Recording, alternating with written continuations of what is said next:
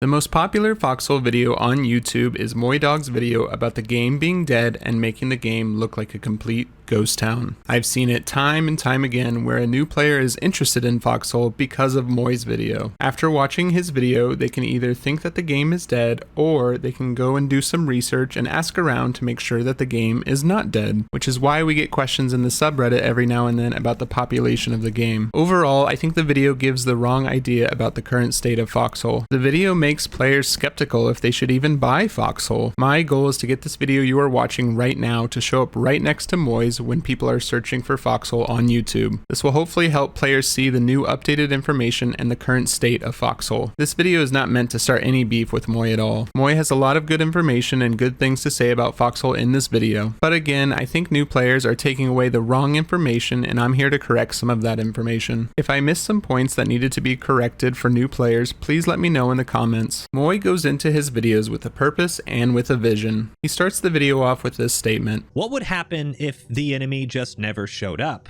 I would say this video focuses heavily on Foxhole having low populations because of all the shards. What new players won't realize is that we no longer have shards. They may think that all of our wars are still spread out through shards and all have low populations. For any new players watching this video, I'd like to answer the question about Foxhole's population. The simple answer is no. Foxhole does not have a low population problem, and the game has actually been really healthy for the last couple months. There are no more shards, and shards are only around during massive updates. I wouldn't be surprised though if Baker Shard comes back for the new Navy update. This of course would probably bring back those population problems after the update has been around for a few weeks, and of course it's probably going to bring back those shard loyalists and all the drama that comes with that. Don't even get me started on shard loyalists. I honestly believe that they are worse than faction loyalists. Do not log off. Able is not allowing new players to join. Our Logi is way back here.